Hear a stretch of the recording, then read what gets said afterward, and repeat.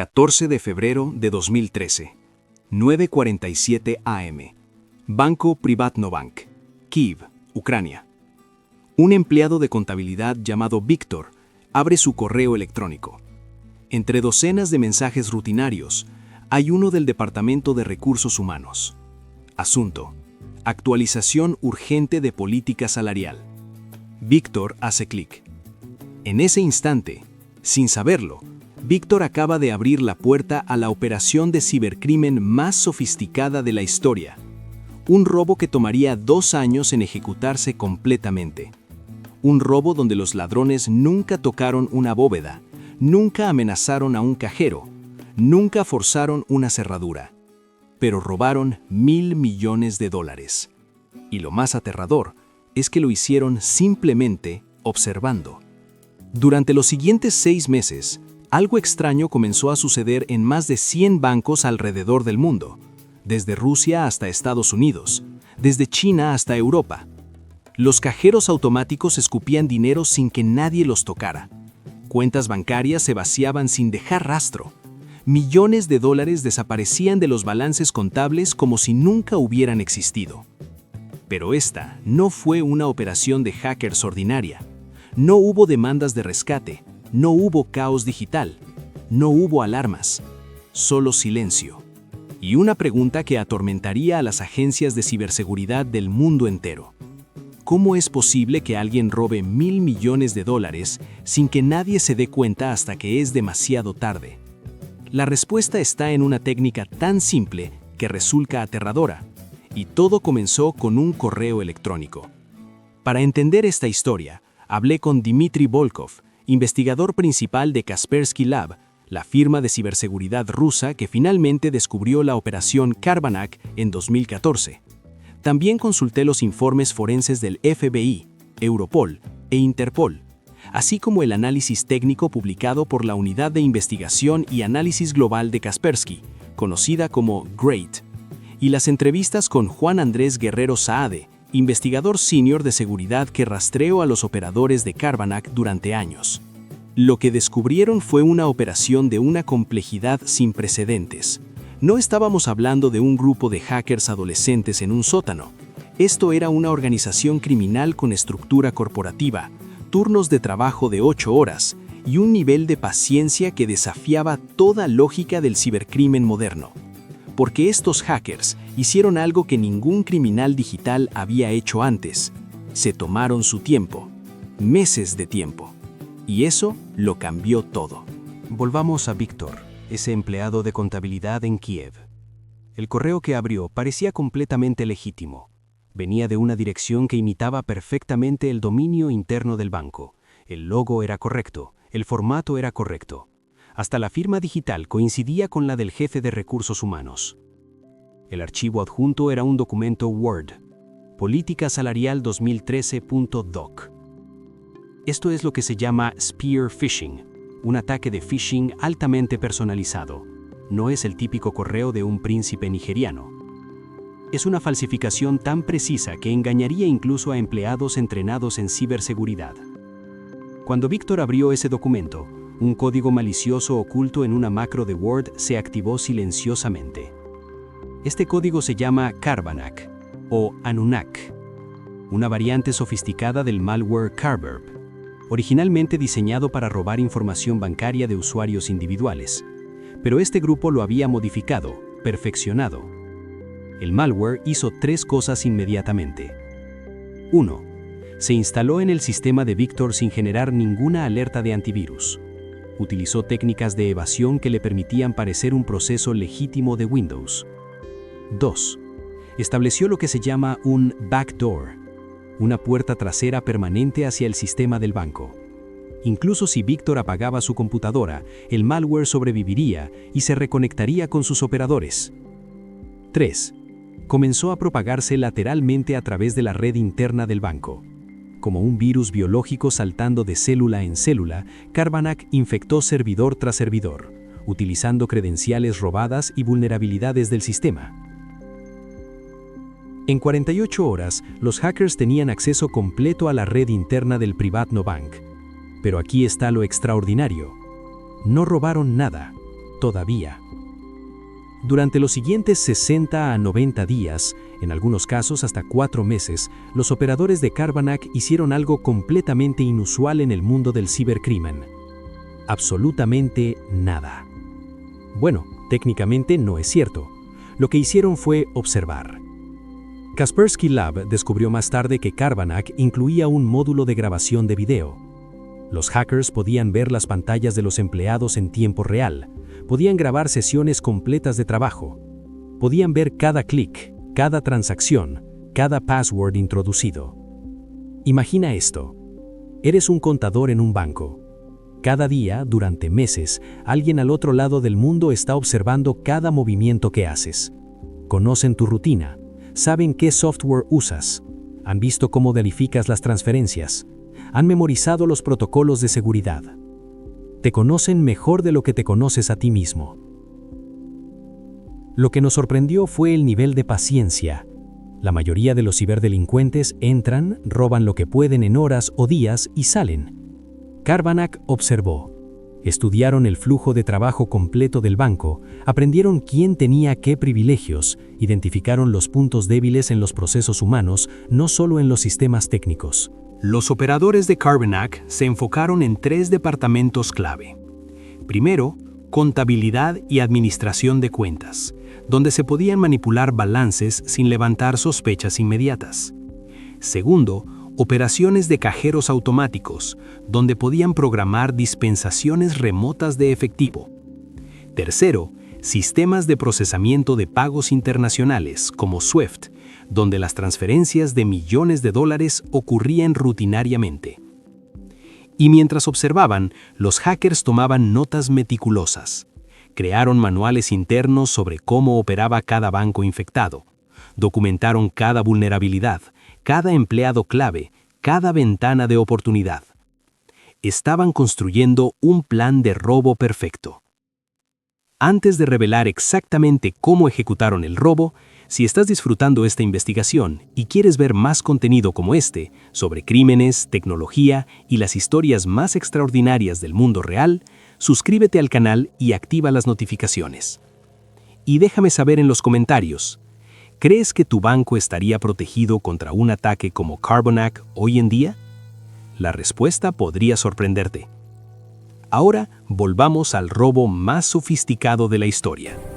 Metodología 1. Manipulación de balances contables.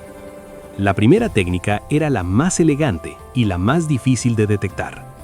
Los operadores de Carbanak habían observado cómo los contadores del banco ajustaban los balances de las cuentas, habían visto el software exacto que se usaba, conocían los procedimientos de verificación. Entonces hicieron esto. Identificaban una cuenta con un saldo significativo, digamos 10 millones de dólares. Luego, utilizando el acceso remoto que tenían a las computadoras de los empleados, modificaban el balance en la base de datos central del banco. Aumentaban el saldo a 11 millones de dólares. Pero aquí está el truco genial. Hacían la modificación de tal manera que parecía una corrección legítima del sistema. Usaban las mismas herramientas que usarían los empleados autorizados. Falsificaban las aprobaciones digitales necesarias. Y luego transferían ese millón extra a cuentas mula, cuentas controladas por la organización criminal, a menudo bajo nombres de empresas fantasma o prestanombres reclutados específicamente para esta operación. ¿El resultado? El cliente original todavía veía sus 10 millones en su cuenta, el banco no notaba ninguna discrepancia inmediata y el millón extra simplemente desaparecía en la red global de transacciones bancarias. En un caso documentado por Kaspersky, robaron 7.3 millones de dólares de un solo banco usando esta técnica. Y el banco no se dio cuenta hasta meses después durante una auditoría externa. Metodología 2. Control remoto de cajeros automáticos. La segunda metodología era más física, pero igualmente brillante. Los hackers habían penetrado los servidores que controlaban las redes de cajeros automáticos de los bancos infectados. Estos servidores envían comandos a los ATMs para dispensar efectivo cuando alguien hace un retiro legítimo. Carbanak descubrió cómo enviar comandos falsos a cajeros automáticos específicos. Así funcionaba la operación. Paso 1. Los operadores seleccionaban un cajero en una ubicación específica, generalmente en áreas con menos vigilancia o en países donde tenían mulas locales. El monto promedio de estas transferencias era de entre 2 y 10 millones de dólares. Lo suficientemente grande para ser significativo, pero lo suficientemente común en el mundo de las finanzas internacionales para no levantar alarmas inmediatas. Y aquí está lo verdaderamente diabólico. Los hackers a menudo programaban estas transferencias para que coincidieran con el final de los trimestres fiscales o periodos de alta actividad, cuando los departamentos de cumplimiento estaban sobrecargados y menos propensos a revisar cada transacción en detalle. Una vez que el dinero llegaba a estas cuentas en paraísos fiscales, era inmediatamente fragmentado. Una transferencia de 5 millones se convertía en 100 transferencias de $100,000, enviadas a diferentes bancos en diferentes países. El rastro se volvía casi imposible de seguir. Entre 2013 y 2015, usando estas tres metodologías de manera combinada, la organización Carbanak robó aproximadamente $1.000 millones de más de 100 instituciones financieras en 40 países. Era una operación criminal a escala industrial. Entonces, ¿cómo fueron finalmente descubiertos? En diciembre de 2014, un banco en Ucrania notó algo extraño durante una auditoría de rutina. Había discrepancias en los balances que no podían explicarse. Transferencias que estaban documentadas, pero que nadie recordaba haber autorizado. Llamaron a Kaspersky Lab. Los investigadores de Kaspersky comenzaron un análisis forense profundo de los sistemas del banco, y lo que encontraron fue aterrador. Malware recibiendo en más de 50 servidores diferentes. Backdoors que habían estado activos por más de un año. Registros de video que mostraban a los hackers literalmente observando a los empleados trabajar. Cuando vimos el alcance de la infiltración, nos dimos cuenta de que esto no era un incidente aislado. Comenzamos a buscar las mismas firmas de malware en otras instituciones, y lo que descubrimos fue una red global. Kaspersky compartió sus hallazgos con Europol, el FBI e Interpol. Se inició una investigación internacional coordinada. A través del análisis de servidores de comando y control, direcciones IP y patrones de comunicación, los investigadores rastrearon a los operadores hasta Europa del Este, principalmente Ucrania, Rusia y Rumania. En marzo de 2018, después de años de investigación, la policía española arrestó al presunto líder de la operación en Alicante, identificado como Denis K., un programador ucraniano de 32 años. Europol coordinó arrestos simultáneos en múltiples países. Se desmantelaron servidores, se confiscaron activos. Pero aquí está la verdad incómoda. Solo recuperaron una fracción del dinero robado. La mayor parte de los $1.000 millones nunca fue recuperada, dispersada a través de cientos de cuentas en docenas de países, convertida en criptomonedas, invertida en bienes raíces o simplemente escondida en jurisdicciones que se negaban a cooperar. Y algunos de los operadores originales nunca fueron identificados. Entonces, ¿qué nos enseña la historia de Carbanak? Primero, revela una verdad fundamental sobre la ciberseguridad moderna. El eslabón más débil nunca es la tecnología, es el ser humano. Víctor no era un empleado negligente, no era estúpido, era simplemente humano, y los operadores de Carbanak entendieron que la verdadera vulnerabilidad no estaba en el código del software del banco, sino en la psicología predecible de las personas que lo usaban. Segundo, nos muestra cómo el crimen ha evolucionado en la era digital. No necesitas una máscara, no necesitas un arma, no necesitas ni siquiera estar en el mismo continente que tu víctima. Solo necesitas paciencia, conocimiento técnico y la voluntad de observar. Pero hay una pregunta más profunda y más inquietante. ¿Cuántas operaciones como Carbanak están sucediendo ahora mismo? ¿Cuántos bancos están siendo observados en este preciso momento por hackers que están simplemente esperando el momento perfecto para atacar?